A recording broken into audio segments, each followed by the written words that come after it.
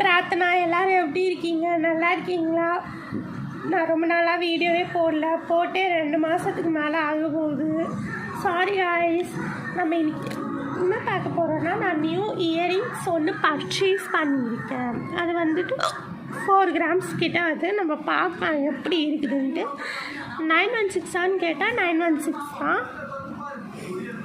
நல்லா அழகாக இருக்கான்ட்டு பாருங்கள். நல்லா எனக்கு ஃபஸ்ட்டு நானும் என் மம்மியும் ஃபஸ்ட்டு கடைக்கு போயிருந்த பார்த்து எனக்கு இது வந்துட்டு ரொம்ப பிடிச்சி போச்சு. எனக்கும் என் மம்மிக்கும்.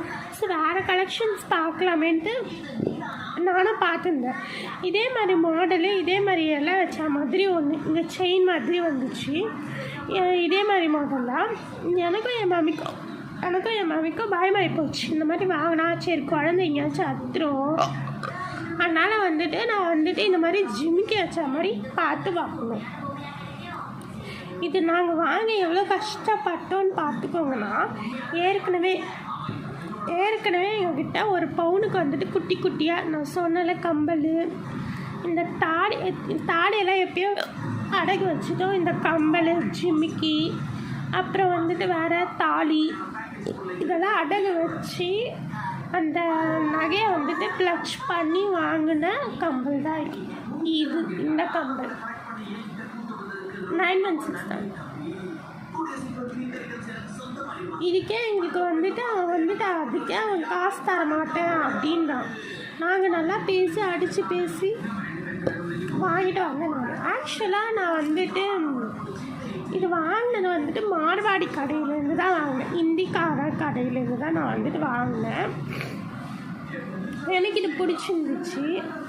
பட் ஆனால் நான் வந்துட்டு ஒரு ப்ளச் பண்ணி வாங்கினேன்னு நல்லா அடகு வச்சு வாங்கினேன்னு அந்த கடையில் வந்துட்டு பார்த்தீங்கன்னா எனக்கு அவன் பிடிக்கல. கலெக்ஷன்ஸ் வரும் அங்கே வச்சதே தான் வச்சுருக்காங்க. அந்த சோல் அவுட் எதுவுமே ஆக மாட்டேங்குதா.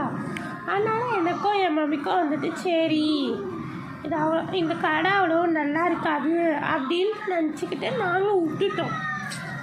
சரி நாங்கள் வந்துட்டு அந்த நகையை ப்ளச் பண்ணிவிட்டு அப்புறம் வந்துட்டு என்ன பண்ணிட்டோம், இந்த நகையை வாங்கிறதுக்காக நாங்கள் அங்கே போயிட்டோம்.